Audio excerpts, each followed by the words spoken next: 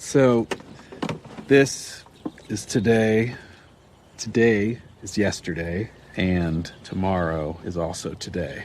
You traveled through time to the present. Yes. Yeah, I don't think you get how time travel works. It's like we're stuck. You know, like a needle on a scratch record.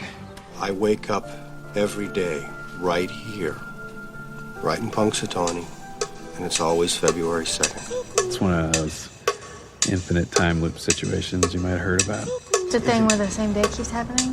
Time.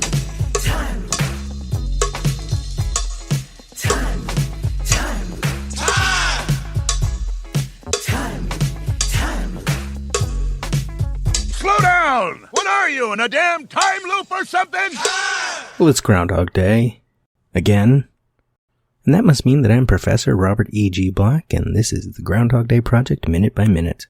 And it's minute 2 of Groundhog Day, which finally gets us into, it's been a minute, it's been forever, finally gets us inside the news studio, which is, as we got from the commentary track from Harold Ramis, this is reshoots a couple months after they were done with principal photography. They had edited together the film, and I forget, he's not specific about it, but I think Danny Rubin says something about it in How to Write Groundhog Day, where it was one of the producers that wanted this added to give us a little framing before the loop really gets started, before they're in Punxsutawney. And as Harold Ramis says in the commentary, to tease the relationship between Phil and Rita. This is, by the way, before we get to the minute, this is the Friday afternoon weather, presumably. Technically, Groundhog Day should be set. No, not should be.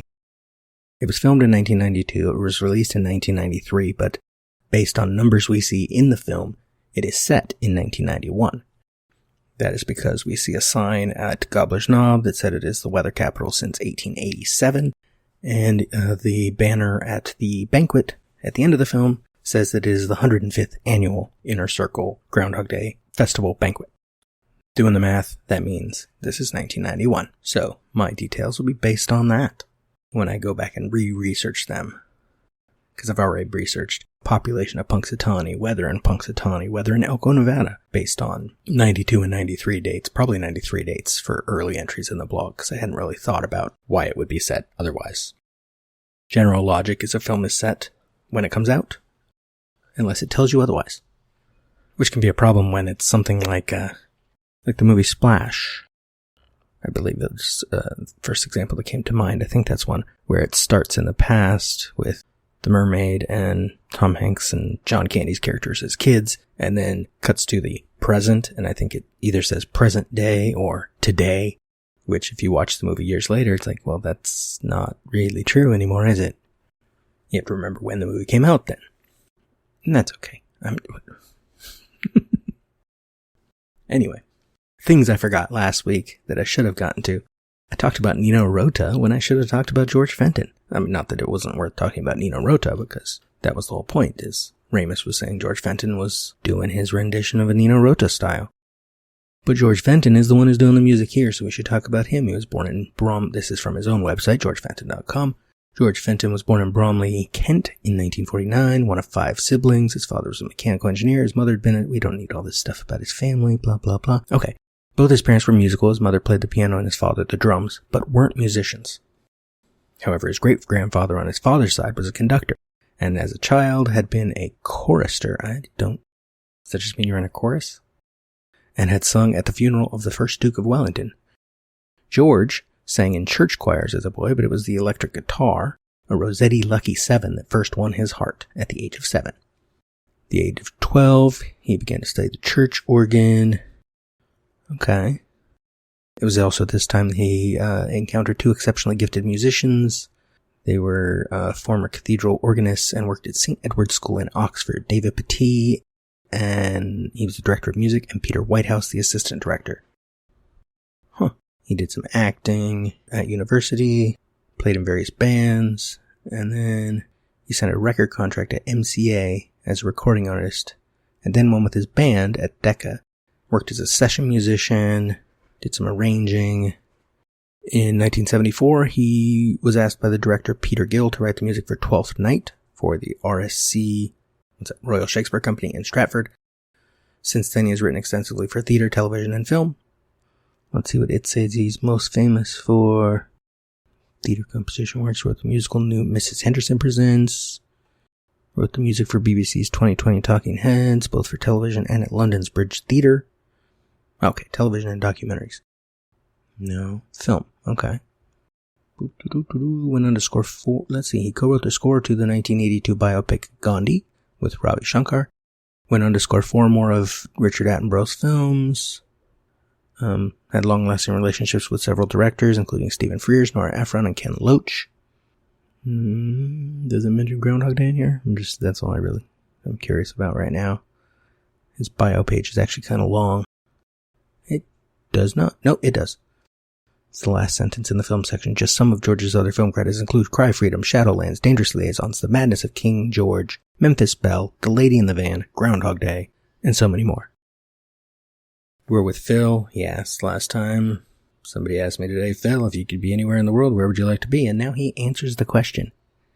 And I said to him, probably right here. We're on Phil's hand in front of a blue screen pointing at nothing, but he says Elko, Nevada. Our nation's high at 79 today, which is really unlikely. Elko's average temperature, according to usclimatedata.com, on February 2nd is 41 degrees. It was not going to be 79. Elko's a cold place in the winter. Actually, it's kind of weird. I think Danny Rubin was maybe already living in New Mexico, so he should have known this. But maybe he didn't pick that line. Maybe it was written by Ramus, who's from Chicago, and maybe he thinks of Nevada as being warm, inherently. But, we got Phil's name last minute, but the first thing we see of him is just his hand pointing at an empty space. This could be anybody. And where he wants to be is a vague blue space. It's drawing us in, give us a personable guy talking, but also we don't know who he is just yet. Then he says out in California, they're going to have some warm weather tomorrow, gang wars. I don't know the timing here. I know we see his shadow from his hand and his arm as the camera pulls back before we actually see Phil. So we definitely see his shadow, so 6 more weeks of winter. Of course, Punxsutawney Phil this year didn't see a shadow, which means, according to Punxsutawney Phil, and we must trust him here at the Groundhog Day Project, minute by minute, winter's going to end early. Phil continues, gang wars, and some very overpriced real estate. Taking some digs at California. Up in the Pacific Northwest, as you can see, they're going to have some very, very tall trees. At this point, we've pulled back enough that we see the monitor behind Phil, or rather off to his right, that shows the weather map. And then I think it's after the tall trees line that we actually are watching the monitor with him in front of it, as he says, it will be clear across the Rockies and the Great Plains mostly, but look out, here comes trouble. He blows the clouds into the area. He is responsible for his own imprisonment.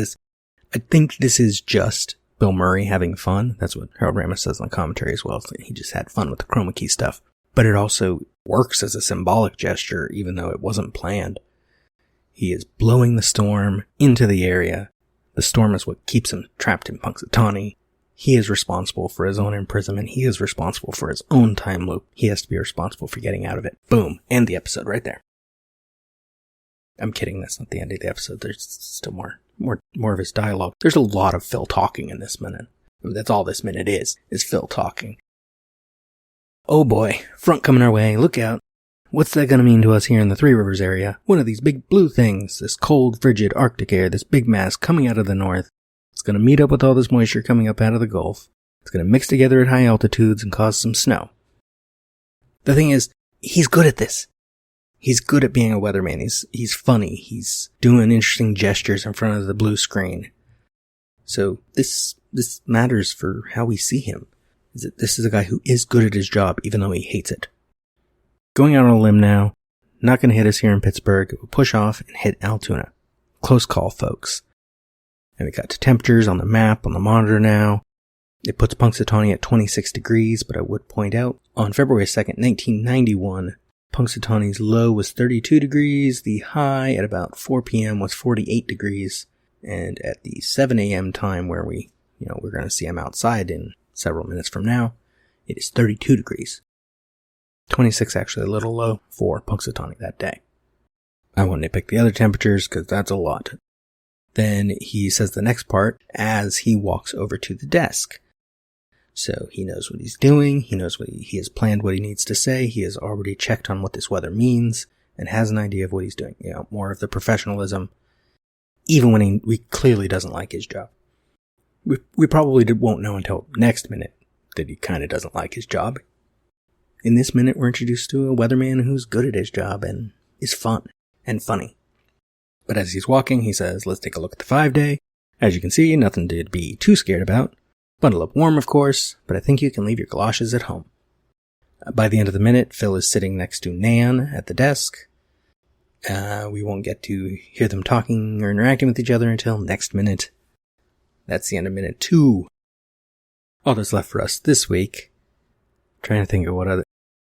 I think next week's going to be another non-minute episode because I'm going to give you a little bit more of the actual opening from the script. Because depending on the version, we get Phil interacting with his boss, or Phil interacting with the earlier version of Rita. Because originally Phil was going to be the younger, newer at his job character, and she was going to be like a seasoned vet who doesn't put up with his shit. We also might start to talk about Stephanie next week. Stephanie DeCastro, Phil's current sort of girlfriend who works at the station. Or Phil's car and his car phone. Talk a bit about all of those things next week. For this week, we have our time loop of the week, which is probably the most recent time loop. I say probably because there are time loops all over the place, all the time. One of these days, one of my extra episodes will just be me listing off the 200 plus time loops that I have cataloged on IMDb. And that's just from video games, TV episodes, commercials, music videos, and films. Not counting comic books, not counting books. And there are plenty of books that involve time loops. One of my favorite novels, Replay, is basically a big giant time loop. My time loop of the week is what I think is the most recent. It just came out let's see, I'm recording this on February 8th. This came out for Groundhog Day this year, but I think it was actually available a day or two earlier. And it is called Groundhog Lays. Most of life is just junk, right? It's filler. And then there's these moments when all the randomness turns into something perfect. It's like life's dropping all the bullshit just for a second to show us how amazing it could be all the time if it wanted to. I don't know. I think maybe we're supposed to become like better people. Though I honestly don't even know how that could be possible. Ever think about it? We must miss so many of them. All those tiny perfect things are just poof, gone. Lost forever. But not today. That is a disturbingly inspirational idea, Mark. It's a perfect day. You couldn't have planned a day like this. Well, you can. It just takes an awful lot of work. Time. The last revision is what counts, apparently. What if we found them all? All the perfect things in this one town, in this one day. We could collect them. It is a series of commercials that Frito-Lay did for Lay's potato chips, featuring Stephen Tobolowsky and Artemis Pebdani as a cashier at a grocery store. He is, I don't know, potentially Stephen Tobolowsky himself, I guess. He is Guy buying Lay's potato chips, and it says there's 8 different versions of the ad, but I have only watched the combined version, which I think only gives us 5. I gotta look up the rest of the 8 and find them. Because the version I saw, with only 5 variations of what amounts to about 30 seconds-ish, does a lot. I mean, we have Stephen Tobolowsky coming to buy, I think he buys plain Lay's at the beginning, and we get the cashier starts off with, here we go again. She's having trouble with the drawer of her cash register, and he wants to buy chips. She makes a pun about the chips every time, depending on the flavor. It's a different pun. But even with just a few variants, we get the structure that we would get in a time loop, you know. You start to be horrified when you realize something's repeating. On the 3rd time, you're really horrified because, oh shit, this is real. I'm not just imagining this. And then we get him feeling a little troubled by it. We get him playing with it again, sort of the God Day thing with Phil in the diner, except here he is saying the lines along with the cashier because he knows what she's going to say. And then we even get the sort of him being nice to Rita after the fact. and him doing things for other people, because then he gives the bag of Lay's to the cashier, and it's nice, but then in at least the version I saw where it was like 5 different things together, it comes back to a negative one after that. They should probably go in a different order, because then he asks if they're in hell, and she basically tells him, yeah, he's gonna be stuck there forever, because do you know how many flavors of Lay's there are? I mean, it's a commercial, but also it has done a really good job of giving us different variants of the day and different moods and tones in a very quick succession. I don't know how they played out on TV originally. Probably it was one version as an ad, and it probably didn't feel like much until you saw the second version. And until you saw the third version, which reminds me of old commercials like the coffee commercial where he had the relationship and it was freaking Giles from Buffy. This is before he was Giles, though. And he was in this ad, and it was kind of romantic, and he had an ongoing story. They also had an ongoing story with the guy looking for someone. Oh, I should have looked these up. The guy looking for, we think it's his wife, and I think we slowly figure out it's not. And it was at like a hardware store, and this guy just keeps looking for her in all these different commercials. And so it had like this ongoing thing that connected multiple commercials for the same product. The first one was a Taster's Choice Gold Blend commercials. 12 45-second spots that ran from 1987 to 1993. The hardware thing, I have been unable to figure out what it was. This is the latest kind of version of that, and the latest time loop. And it's fairly entertaining for being so short and simple. So that's our time loop of the week, Groundhog Lays. That's minute 2 of Groundhog Day. Next week, I'm going to talk to you more about how the different versions of the script begin.